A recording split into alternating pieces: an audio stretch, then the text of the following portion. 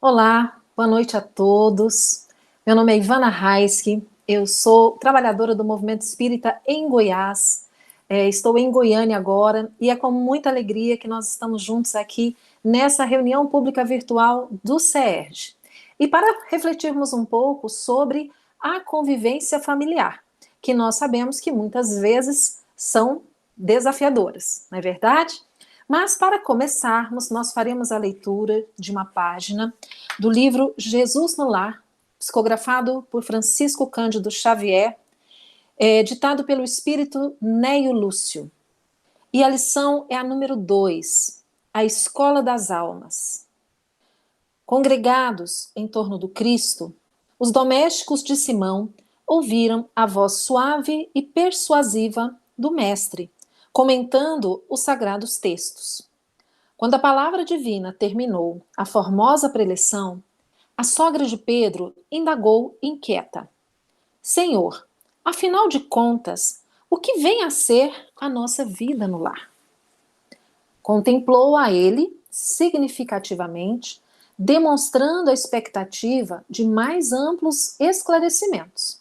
E a matrona acrescentou: Iniciamos a tarefa entre flores, para encontrarmos depois pesada colheita de espinhos. No começo, é a promessa de paz e compreensão. Entretanto, logo após, surgem pedras e dissabores.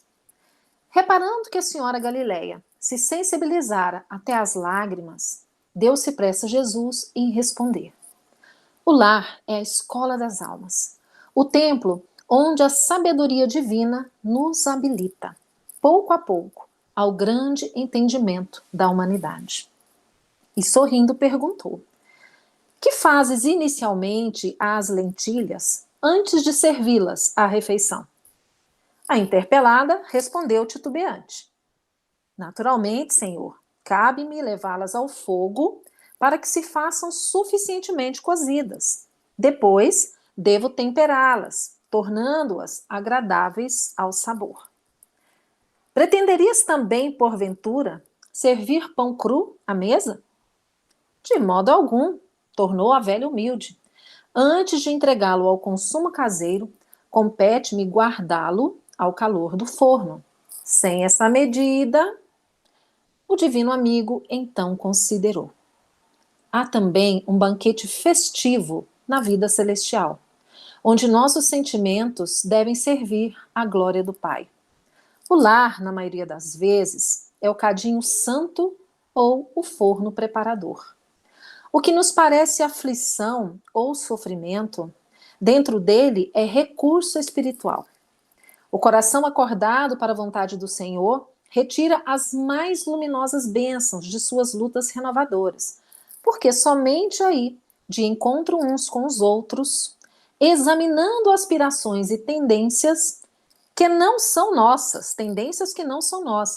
observando defeitos alheios e suportando-os, aprendemos a desfazer as próprias imperfeições. Nunca notou a rapidez da existência de um homem?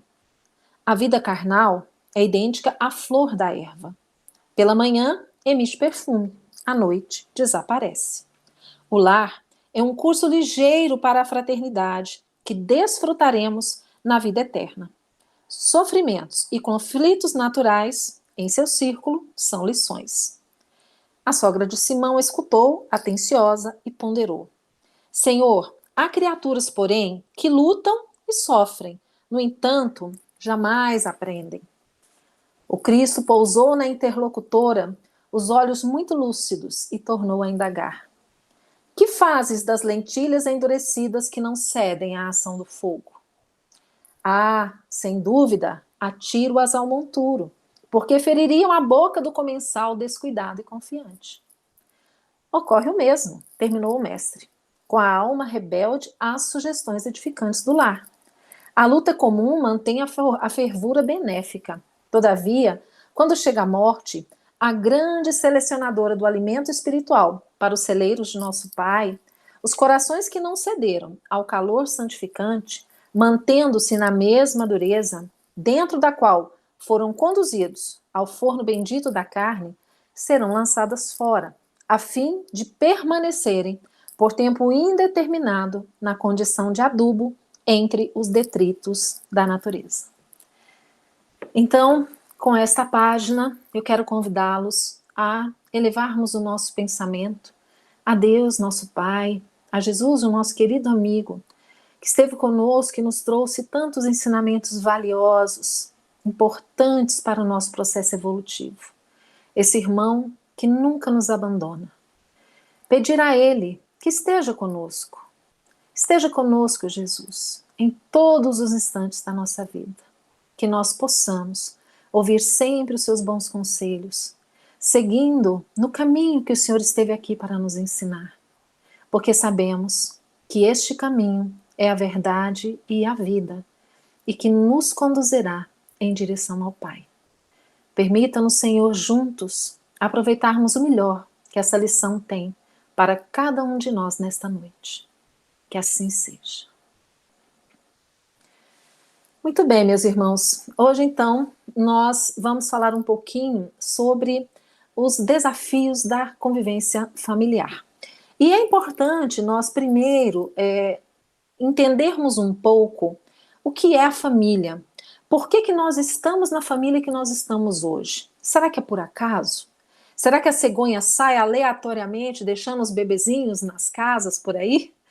Nós aprendemos que nós estamos no lugar certo, com as pessoas certas, no momento certo, quando nós somos colocados numa determinada família. Então nós vamos estudar um pouquinho, um trecho, um capítulo do Evangelho segundo o Espiritismo, que é o capítulo 14, que vai nos explicar um pouco mais sobre a parentela corporal e a parentela espiritual. E aí, a primeira pergunta que nós fazemos é o seguinte: os pais, eles geram o corpo e o espírito de seus filhos? Porque imaginemos o seguinte: quando nós constituímos uma família, não é, e que vamos ter filhos, nós dependemos aí de dois gametas, um gameta masculino, um gameta feminino, para gerar uma nova vida. Essa nova vida que é gerada, então, ela tem metade dos componentes de DNA masculinos, metade feminino. Muito bem. Mas será que nós também somos responsáveis por dar espíritos aos nossos filhos? Inclusive existe, né, um adágio popular, uma frase que a gente ouve muito dizendo assim: filho de peixe, peixinho é. Será que a gente coloca os nossos filhos à nossa realmente imagem e semelhança? Nós vamos encontrar lá nesse capítulo 14 do Evangelho o seguinte esclarecimento: os laços do sangue não criam forçosamente os liames entre os espíritos. O corpo procede do corpo, mas o espírito não procede do espírito. Portanto, o espírito já existia antes da formação do novo corpo. Então, veja só, na verdade, o que faz com que nós tenhamos laços afetivos não são os laços sanguíneos. É claro que os laços sanguíneos, eles são a oportunidade que Deus nos dá de desenvolvermos o amor, o afeto e o sentimento. Não é? Mas não é somente o laço sanguíneo que promove isso. Na verdade, o espírito, quando ele vem para nós, quando ele nasce na nossa família, ele já é um espírito que já existia, que estava no mundo espiritual aguardando o momento de uma nova reencarnação. Então, nós não damos o espírito dos nossos filhos. Pode acontecer, inclusive, de um espírito renascer na nossa família por nosso intermédio, um espírito muito mais antigo do que nós, que somos os seus pais. Um espírito já muito mais evoluído do que nós, que pode nascer conosco para nos ajudar em missão, né? São várias as possibilidades. Então, na verdade, os pais, eles são responsáveis por gerar o corpo do filho, e não o seu espírito. E aí, a lição do Evangelho prossegue dizendo o seguinte: não é o pai quem cria o espírito de seu filho. Ele mais não faz do que lhe fornecer o invólucro corpóreo, cumprindo-lhe, no entanto, auxiliar o desenvolvimento intelectual e moral do filho para fazê-lo progredir. Esse trecho ele é muito importante porque mostra a responsabilidade dos pais. E quando nós estamos falando aqui em pais, nós não estamos nos referindo apenas aos pais biológicos. Porque muitas vezes a criança ela não tem condição, ela não teve a oportunidade de conviver com os pais biológicos.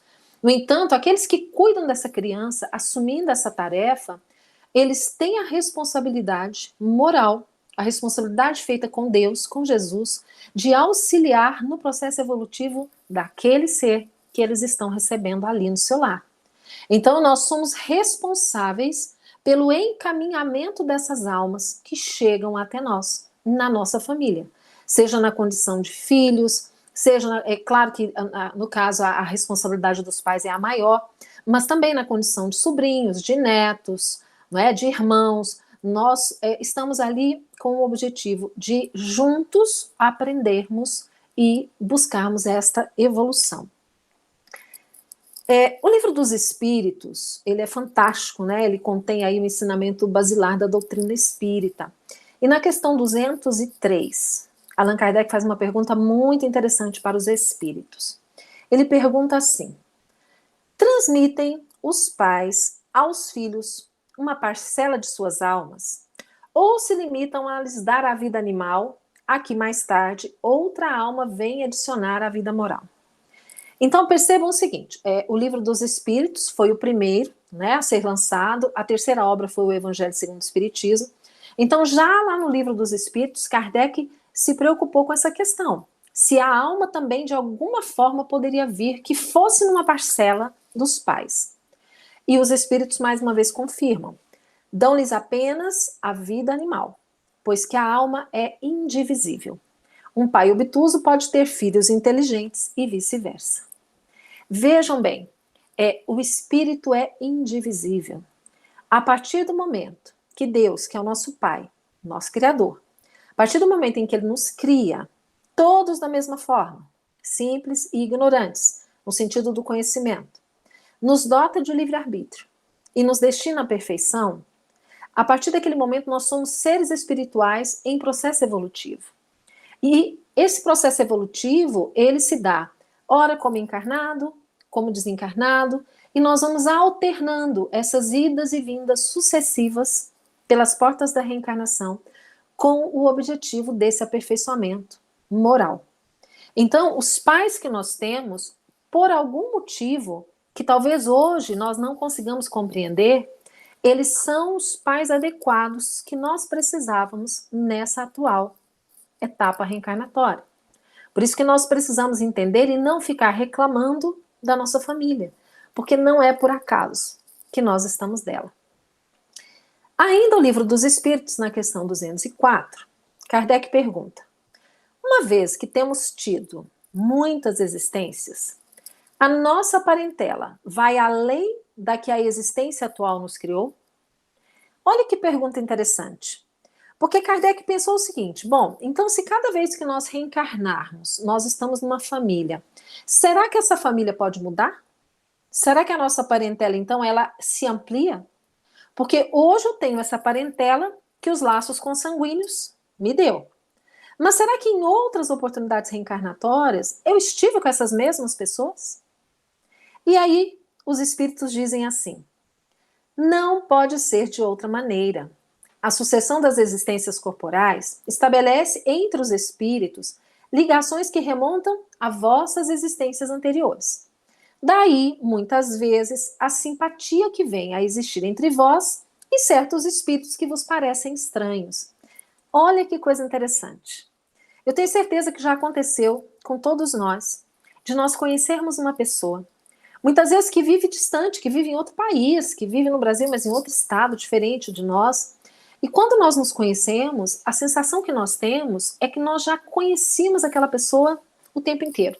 E sentimos um sentimento de amor, de amizade, de ternura por aquela pessoa, assim, de graça.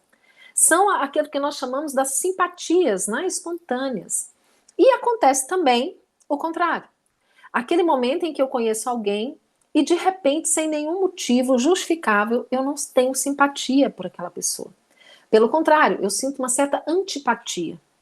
Então, a reencarnação é que vem mostrando isso, não é? Que nós, aqui, nessa nossa existência, nós convivemos com espíritos que são simpáticos a nós, mas também convivemos com espíritos que não são simpáticos, com os quais nós temos algum tipo de débito, alguma pendência do passado.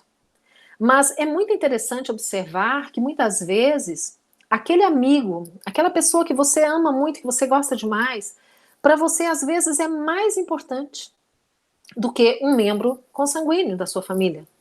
Então é um irmão, a gente ainda brinca, né? É um irmão que nasceu de outra barriga.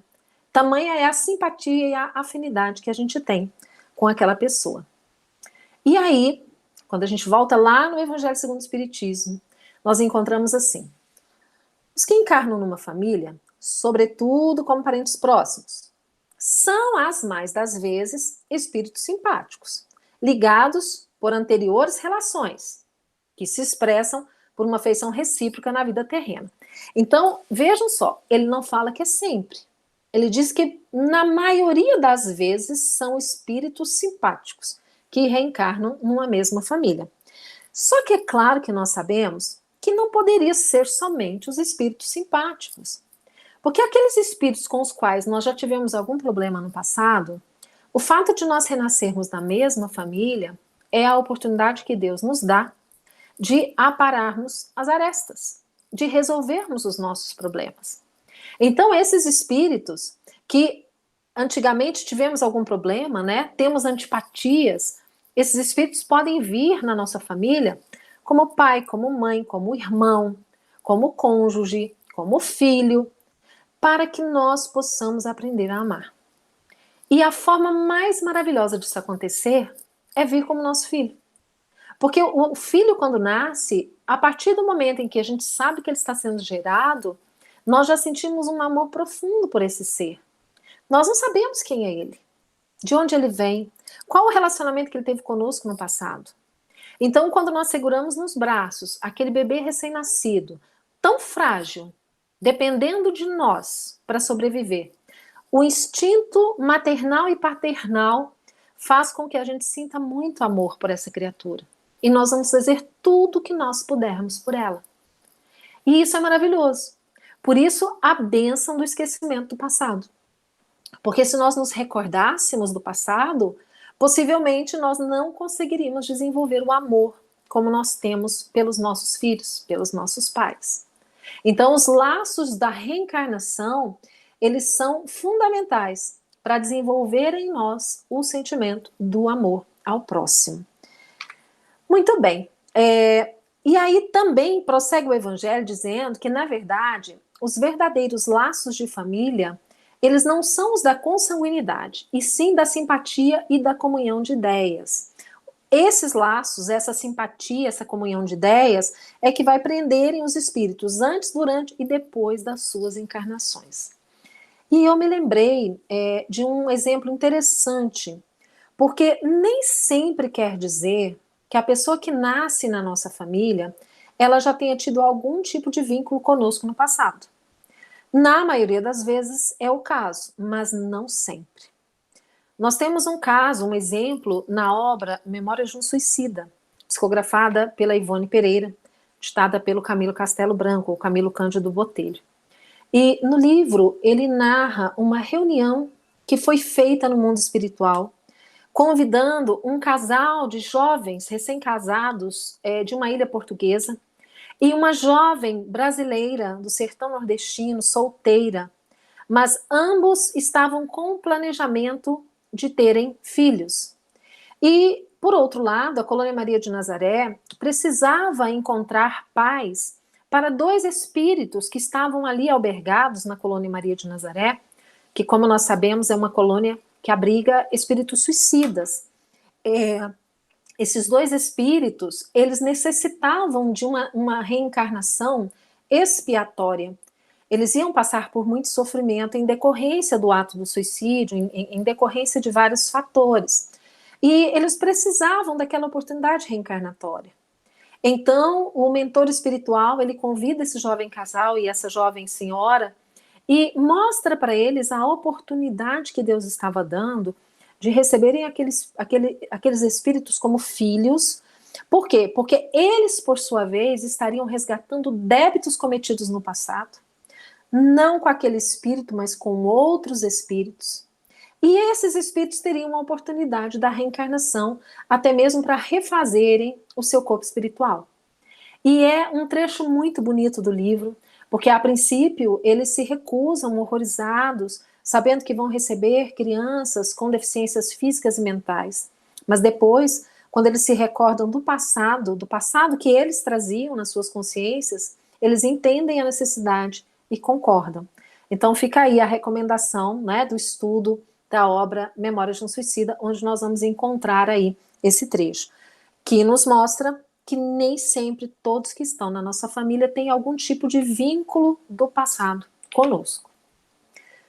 Na questão do 205, do Livro dos Espíritos, fala o seguinte, que para algumas pessoas, a doutrina da reencarnação, ela faria como que se os laços de família se desfizessem. Porque imagine assim, hoje eu estou nessa família, na próxima reencarnação eu posso estar em outra, na outra eu poderia estar em outra. Então a aparência que se tem é que os laços seriam frágeis. Eu não estaria sempre com a mesma família. E aí os espíritos respondem que, pelo contrário, a reencarnação ela faz é distender, é ampliar. Ao invés de destruir os laços de família, ela vai aumentando a nossa família. Porque imaginemos o seguinte, se nós pensarmos na nossa família hoje, nos nossos pais, nos nossos irmãos, nos nossos filhos, nos nossos cônjuges, certamente nós desejaríamos reencontrá-los no futuro. Mas se não os reencontrarmos na próxima existência, nós nunca vamos deixar de amá-los. Nós continuaremos amando da mesma forma. Então, por isso é que amplia realmente os laços familiares, ao invés, né, de destruí-los. E mais, o fato de nós sabermos que a nossa família espiritual ela é muito maior do que a nossa família consanguínea, nos traz o sentido, né, a ampliação da necessidade dos deveres da fraternidade. Porque imagine o seguinte, aquele nosso vizinho, às vezes difícil, ele pode ser um ente querido nosso, que nós não estamos reconhecendo. O chefe, aquele difícil, pode ter sido um ente querido nosso no passado, que agora está conosco numa outra posição, mas nós não reconhecemos. O estranho na rua, o mendigo, o morador de rua, ele pode ser um ente querido nosso que está passando por uma situação daquela. Então, sempre pensando nisso, fica aí o nosso dever e a nossa responsabilidade ainda maior de tratarmos bem todas as pessoas, porque nós não sabemos ali, naquele corpo, que espírito está habitando. E pode ser alguém muito querido nosso, né? É importante. Então, por isso é que a gente observa o seguinte, numa mesma família, nascem vários filhos. Cada um é de uma forma. Cada um tem uma personalidade. A criação foi a mesma. Os pais tratavam da mesma forma. Cada um tem uma característica individual e particular. Isso acontece inclusive com gêmeos. Gêmeos idênticos na aparência física, mas tão diferentes no seu temperamento. Então isso mostra, comprova para nós, que os laços consanguíneos, sim, eles são fortes na matéria, mas cada espírito já traz o conhecimento adquirido, tudo que já viveu em outras reencarnações. E só o Espiritismo nos explica e nos faz compreender o porquê dessa diversidade. Por que pais amorosos, pais que fazem tudo pelos seus filhos, vão ter aquele que é rebelde, que vai entrar para o mundo das drogas, que vai entrar para o mundo do crime, ao passo que o outro é estudioso, é responsável. Então é muito da característica do espírito. Mas aí nós nos lembramos, os pais que receberam esse filho problema, eles receberam com a missão de tentar ajudá-lo. E com certeza, né? Os pais precisam tentar ajudar o máximo possível, porque é a responsabilidade que Deus confia para nós na maternidade e na paternidade. Outra coisa que muitas vezes é uma dúvida, como é que é a questão do temperamento? Nós falamos, né, no início, aquela frase, filho de peixe, peixinho é. Ou às vezes a gente ouve assim, tal pai, tal filho. Ou a Martinha herdou o temperamento da mãe. Será que a gente herda os laços, os temperamentos, né? A forma de agir dos nossos pais? E aí, é claro que a gente entende que não. Na verdade, o que faz com que a gente tenha essa semelhança, às vezes o filho, ele é sistemático igualzinho o pai. Exatamente porque a questão da afinidade. São espíritos afins que estão numa mesma família, por isso eles têm essa similitude, não é? Essa identidade na forma de agir. Não quer dizer que seja algo que ele tenha herdado do pai, biologicamente falando. Bom, prosseguindo aqui, que tipo de influência que os pais então têm sobre os filhos? Nós vimos que, na verdade, a parte fisiológica, né, os laços consanguíneos ali, nossos filhos são espíritos que já existiam, mas que tipo de influência o pai pode exercer sobre esse filho? Os espíritos também nos dizem que a reencarnação, a partir do momento em que a criança nasce, os laços vão se completando no processo reencarnatório até por volta dos 7 anos. E que seria esse o período ideal para que nós pudéssemos transmitir às nossas crianças os valores morais, as regras da boa conduta, da boa convivência. Esse é o período que eles estão mais acessíveis para receberem esse tipo de educação. Não quer dizer que após os 7 anos isso não aconteça. Acontece sim, tá? Continua acontecendo. Então, na verdade, os pais eles têm essa responsabilidade de tentar encaminhar os filhos. E, claro, responderão. Inclusive, tem lá no texto da questão 208 de O Livro dos Espíritos, na resposta dos Espíritos a Kardec, diz assim, que quando os pais falham nessa missão, eles serão culpados, se eles falirem como pais. É importante a gente entender o que quer dizer esse termo culpado. Na verdade, é a questão da responsabilidade. Nós temos que esquecer a história de culpa, é responsabilidade. Então, nós vamos responder pelos nossos atos. Se nós deliberadamente negligenciamos a educação dos filhos, nós responderemos diante da providência divina de Deus, por isso que nós deixamos de fazer algo com o que nós nos comprometemos e por algum motivo não conseguimos realizar. Não é raro que um espírito que enfrente muita dificuldade moral, que a gente diga que é um mau espírito, ou um espírito muito aferrado, apegado ao mal, quando ele percebe, quando ele, de repente, ele se torna assim e ele percebe que ele tem errado demais, ele pode pedir a reencarnação numa família bem estruturada, onde os pais são moralizados. Ele pede para vir numa família que possa ajudá-lo, encaminhá-lo, orientá-lo, para facilitar o momento reencarnatório dele. Então, por isso que muitas vezes esses espíritos rebeldes, eles vêm para essas famílias a pedido deles, e esse pedido muitas vezes ele é atendido, para que ele possa ter a oportunidade de nascer num lar bem estruturado, equilibrado, que os pais realmente se esforçam na condição moral dos filhos, para que ele possa aprender aqui na matéria aquilo que ele não consegue ainda exemplificar. Então, isso pode acontecer. Portanto, nós vamos encontrar no Evangelho segundo o Espiritismo que existem 2 tipos de família.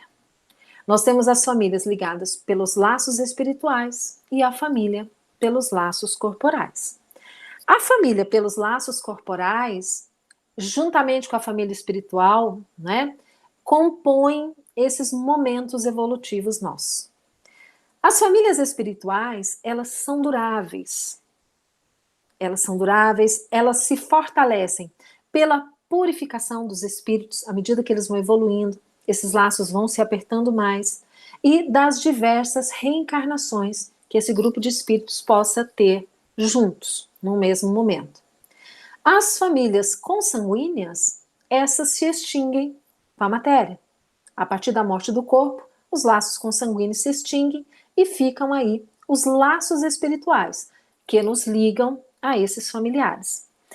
É importante nós lembrarmos também o seguinte: mesmo esse filho difícil que vem, e que muitas vezes nós concordamos em receber com o objetivo de ajudá-lo, não necessariamente porque nós tínhamos algum tipo de ligação no passado com ele, esses filhos, eles se tornam nossos amados.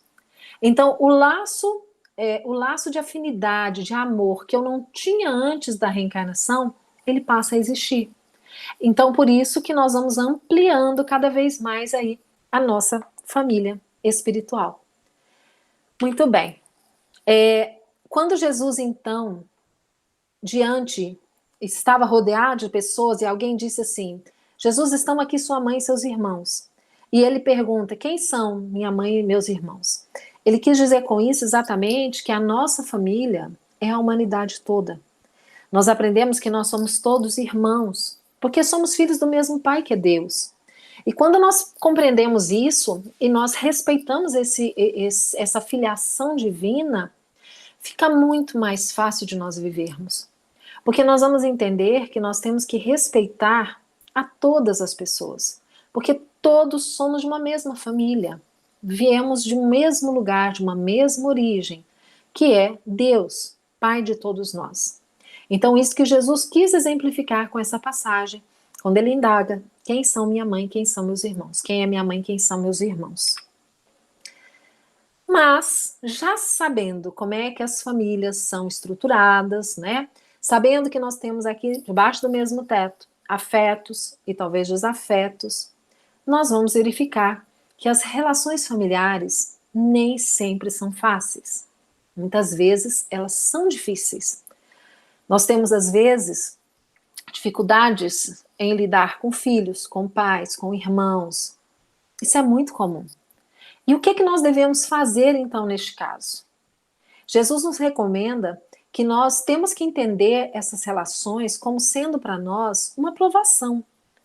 Muitas vezes é necessário que nós vivamos aquele tipo de situação, porque nada acontece por acaso. Nós não fomos colocados ali do nada. Nós estamos submetidos a uma lei, que é a lei de ação e reação.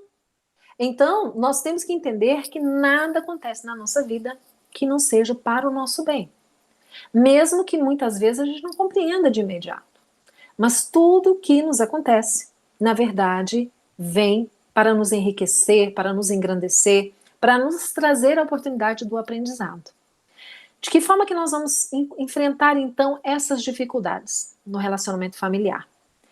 Com muita paciência, com muita fé em Deus, com muito amor, muita fé de que Deus está no comando. E claro, gente, nos esforçando para que nós possamos ser melhores. Porque quando nós melhoramos, nós vamos contribuir para a melhora da família, da sociedade como um todo. Então nós precisamos nos preocupar conosco em primeiro lugar. É muito comum, muitas vezes, nós assistirmos uma palestra ou lermos um livro e pensarmos assim: puxa vida, eu queria muito que meu irmão tivesse ouvido isso, ou que a minha esposa tivesse lido aquilo. Pensemos o seguinte: nós somos os primeiros necessitados.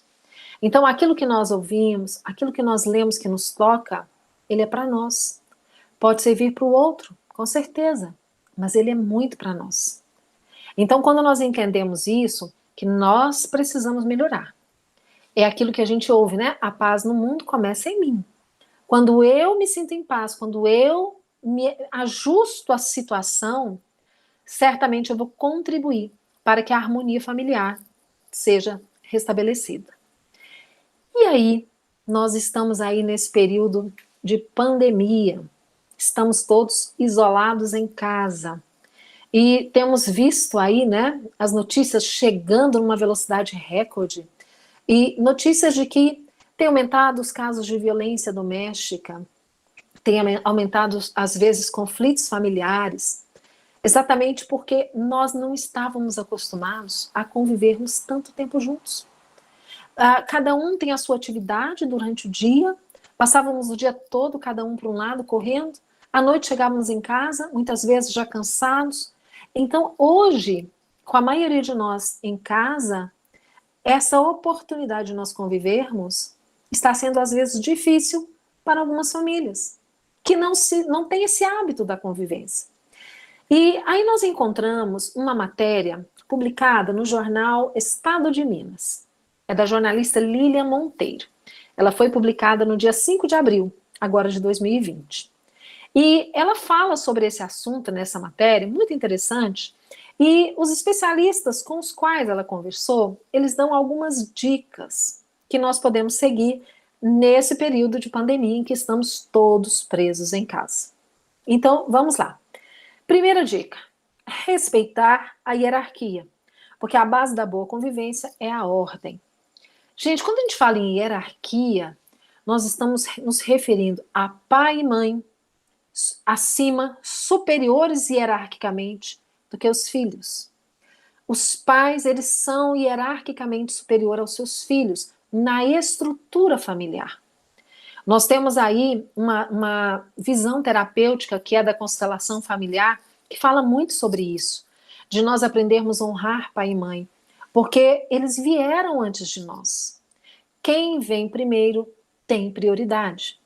E os pais precisam deixar claro isso, que os pais são aqueles que estão no comando. As crianças precisam entender, e isso não faz com que elas se sintam menos amadas. Pelo contrário, elas se sentem seguras, porque tem ordem, porque realmente tem alguém no comando da situação.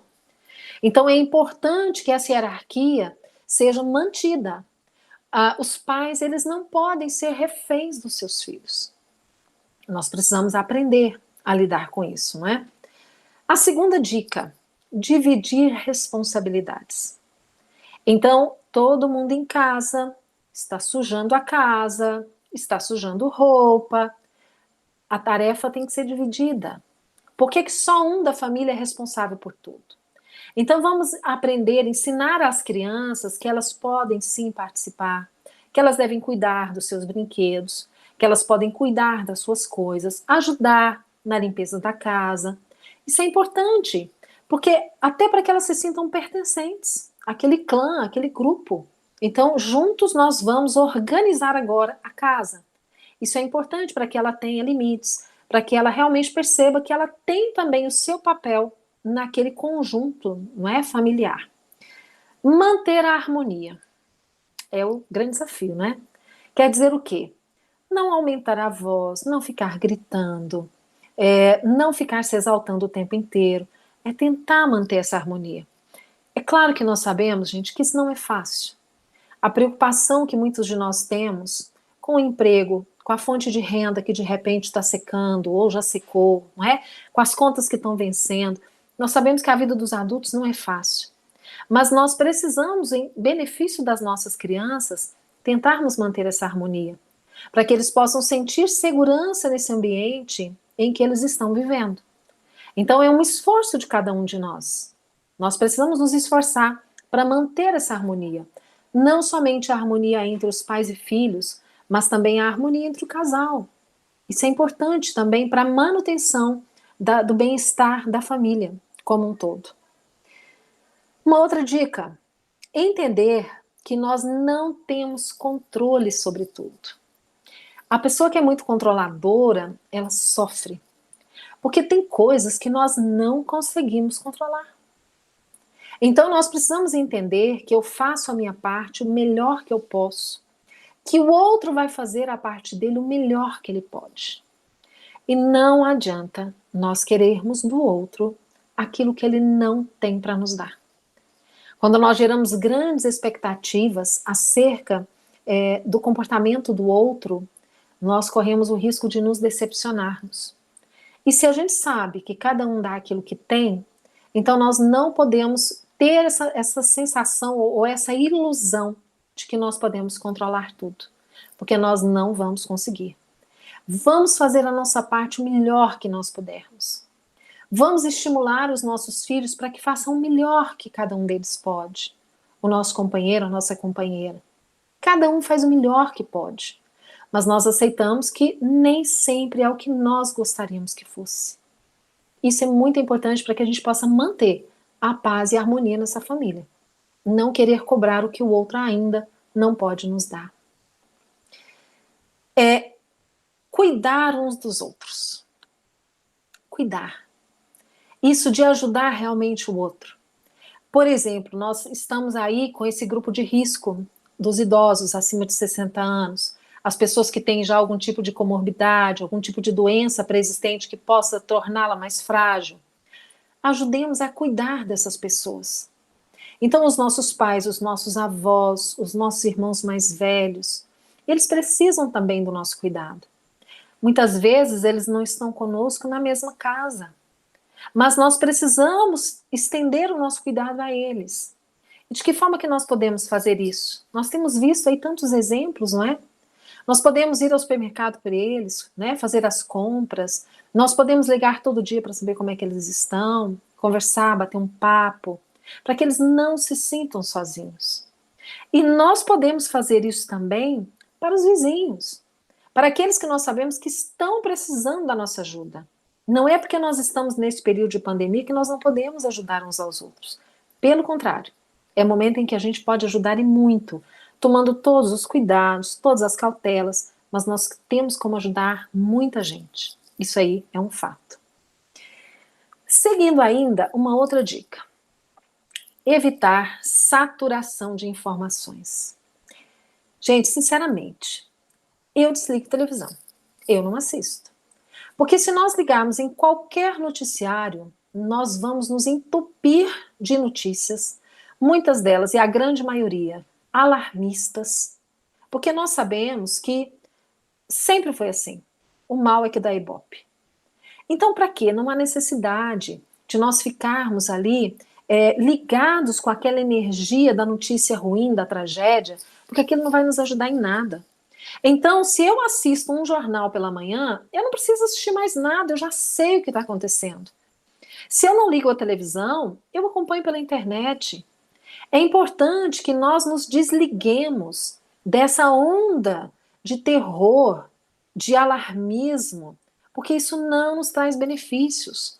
Nós sabemos da gravidade da situação, nós fazemos tudo que nos é recomendado para preservar a nossa vida e a dos outros, mas não fiquemos sintonizados o tempo todo com esse tipo de notícia, porque isso vai fazer com que nós muitas vezes possamos até adoecer, desenvolver aí algum tipo de transtorno mental, como a depressão, a crise de ansiedade, de pânico. Então busquemos evitar essa saturação de informações que não vão contribuir em nada, não é, conosco. Criar rotina é a outra dica. Exatamente porque nós não estamos de férias. Nós estamos em isolamento social, mas não de férias. Aqui, por exemplo, na minha casa, os meus filhos já são adultos, eles trabalham. A minha filha continua trabalhando, em casa é home office, mas ela fica lá cumprindo o horário dela, do trabalho, diante do computador, lá no quarto dela. Meu filho sai para trabalhar, sai de manhã, volta à noite, porque o trabalho dele exige que ele saia. Nossa vida continua. Não é? Claro que eu, meu marido, a gente evita sair, só sai em casa o máximo de necessidade, mas nós temos uma rotina, temos que ter essa rotina. E isso para a criança é importantíssimo, que ela tenha o horário de acordar, de dormir, de fazer a atividade da escola. Muitos estão tendo aulas à distância, não é? Então tem o momento da aula, tem o momento da tarefa, tem o momento de descansar, tem o momento de assistir TV, de brincar, de jogar os seus joguinhos. Então é importante que a gente estabeleça essa rotina. E às vezes a gente fica muito acomodado, né? E dá aquela sensação de que nós estamos de férias, mas nós não estamos. E claro, gente, aproveitar o tempo com coisas boas é uma das dicas também. Fazer mais coisas juntos.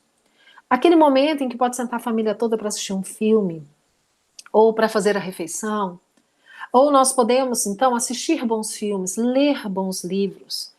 É o momento de nós estudarmos o Evangelho de Jesus, os livros espíritas, tem tanta coisa boa. Nós temos muitos disponíveis gratuitamente. Muitos serviços de entretenimento estão oferecendo para nós opções gratuitas. Mas vamos nos sintonizar com coisa boa, porque isso é o mais importante. Nós conduzimos o nosso pensamento naquela faixa de equilíbrio, de amor. Tem tanta coisa boa para nós fazermos. E aí uma outra dica, realizar atividade física. Que seja em casa, que seja um pouquinho por dia. Isso vai fazer com que você se sinta melhor, né? É importante. E claro, a principal lição disso tudo, nós ficamos imaginando, né? Quando tudo isso acabar, vai ser a lição da união. Porque mesmo distantes, nós permanecemos unidos. Isso não só relacionado à família, mas relacionado a todo o nosso círculo de relacionamentos.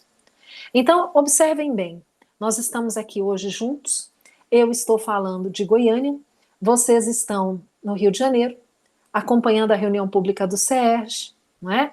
Nós estamos sintonizados.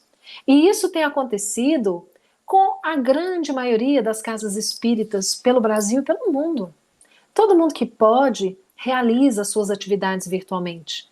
Seja atividade de palestra, seja atividade de grupos de estudo, programas de entrevistas, tanto conteúdo bom que está sendo produzido pela internet, que faz com que nós estejamos unidos, não é?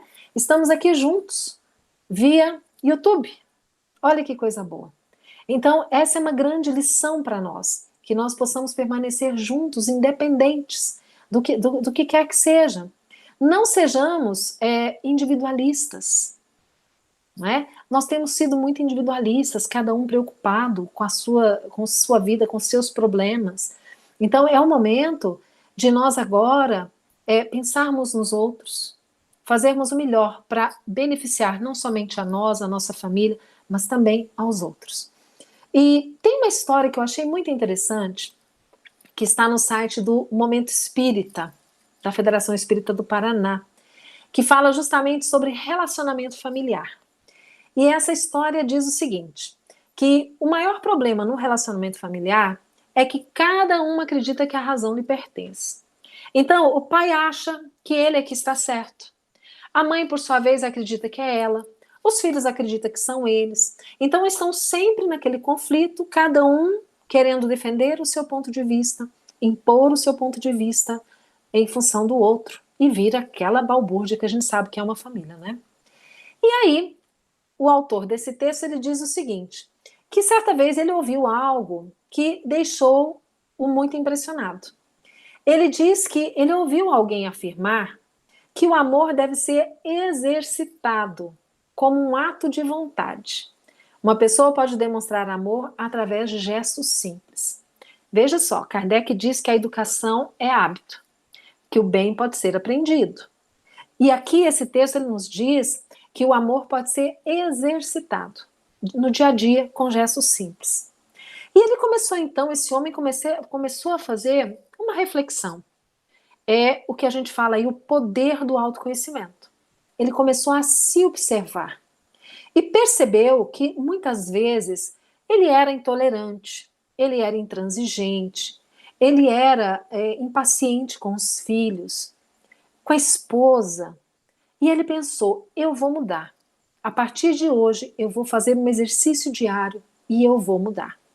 E aí, bom, no primeiro dia, ele leu isso e a família saiu de férias. 2 semanas de férias que eles tinham. Logo que as semanas de férias começaram, no primeiro dia, ele beijou a esposa e falou que ela estava bem, o vestido estava bonito. Nossa, mas esse amarelo fica tão bem em você. Ele começou a elogiar a esposa. Elogiar. Aí, no segundo dia, ela sugeriu que eles fossem fazer um passeio na praia. Ele não estava afim de ir para a praia, mas ele pensou, vamos. Foram para a praia. Ficou feliz, a família feliz, todo mundo feliz. No dia seguinte, a esposa queria ir no museu, mas ele não gostava de museu. Mas ele pensou, eu vou para agradá-la. E aí ele foi com ela ao museu, ela ficou feliz. E aí eles combinaram de sair para jantar, para encontrar alguns amigos, e ela demorou tanto para se arrumar, e ele não reclamou, porque ela estava atrasada. Pelo contrário, ele elogiou, porque ela estava bonita. E assim ele foi fazendo dia após dia naquele período de férias, sempre elogiando, sempre condescendendo, concordando em alguma coisa, mesmo que ele não tivesse muito afim. Depois, quase no fim das férias, um dia, ele vê a esposa triste, o semblante abatido. E ele chega e diz, meu bem, o que aconteceu? Por que você está triste? Ela olhou para ele e disse assim, você sabe de alguma coisa que eu não sei? Ele disse, não, porque eu não estou entendendo a sua pergunta. É que, na verdade, há poucos dias antes de viajarmos, eu tinha feito um check-up médico. E o meu médico disse que estava tudo bem. Mas será que ele falou alguma coisa diferente para você? Ele disse não. Por que você me pergunta? É que você está sendo tão bom comigo. Você está tão diferente. O que a esposa entendeu? O marido sabia de alguma coisa? Talvez ela estivesse com uma doença grave, terminal, ela não sabia. E o marido estava buscando agradá-la. Então ele percebeu, né? E disse a ela que não. Que na verdade ele estava exercitando, aprendendo a realmente amar. Então, fica aí essa lição para nós, né, de um texto do Momento Espírita. É um texto interessante e que foi feito baseado numa obra de Richard Simonetti, A Presença de Deus. Fica aí para nós refletirmos de que forma que nós estamos contribuindo para que a nossa família viva uma relação harmônica. De que forma que nós estamos contribuindo para que essa família saia mais forte deste momento de crise? O que Deus espera de cada um de nós? Como pai, como mãe, como irmão, como esposa, como filho. Quando nós começamos a pensar nisso, nós estamos começando a desenvolver em nós esse processo de autoconhecimento. E o autoconhecimento é a chave, é o caminho que vai nos levar a nos conhecermos, a identificarmos em nós o que nós precisamos mudar. O autoconhecimento, e para que nós possamos, com sinceridade, realizar o processo do autoconhecimento, nós precisamos desenvolver a humildade, porque só uma pessoa humilde consegue olhar para dentro de si e enxergar os seus defeitos, as suas dificuldades morais. Então, quando nós começamos esse exercício, nós vamos percebendo, nós vamos descobrindo o que eu preciso fazer para ser melhor. Para ser melhor como pessoa, para ser melhor com a minha família, com os meus amigos, no meu trabalho, em qualquer ambiente que eu estiver. E aí vem a construção de nós desenvolvermos em nós as virtudes, nos tornarmos mais humanos, mais caridosos, mais tolerantes, mais pacientes, mais amorosos. E tentarmos nos livrar da preguiça, da maledicência, do orgulho, do ódio, do egoísmo, de tantos sentimentos que nos fazem tanto mal, porque são as emoções ao extremo do negativo. Então, fica aí, né, para nós refletirmos sobre isso. Nós agradecemos imensamente a você que está conosco desde o início, ou mesmo se você chegou depois. É uma alegria estarmos juntos nesta noite. E, claro, nós vamos terminar a nossa fala da mesma forma que começamos, com uma prece. Então, juntos, digamos assim: Senhor Jesus, que bom, Senhor, que estamos reencarnados aqui na Terra neste momento. Estamos vivendo um momento ímpar da nossa humanidade. Sabemos, Senhor, que muitas vezes os momentos de dor e de aflição causados pelas tragédias, pelas catástrofes, pelas pandemias, eles são necessários para a nossa humanidade na Terra, nesse atual estágio evolutivo. Que nós possamos, Senhor, compreendendo isso, fortalecer a nossa fé, de saber que nada nos acontecerá que não seja para o nosso bem. Que nós possamos, Senhor, ter força e fé o suficientes para fazermos o melhor que nós pudermos, em nossa defesa, em defesa da nossa família, evitando os males na nossa vida. Mas acreditando, Senhor, que nada acontece por acaso e que Deus está no comando da vida de cada um de nós. Com essa certeza, com essa confiança, nós vamos prosseguir vivendo até o momento em que seremos levados novamente à nossa verdadeira origem, à nossa verdadeira pátria, que é o mundo espiritual, e onde prestaremos contas de tudo o que temos feito aqui, quando encarnados. Esteja conosco, Jesus, nos ajudando, nos orientando, que possamos ouvir sempre os seus bons conselhos. E permita, Senhor, que possamos nos despedir na sua paz, rogando que essa paz se estenda aos lares de todos nós que estamos reunidos aqui nesta sala virtual do CERJ nessa noite.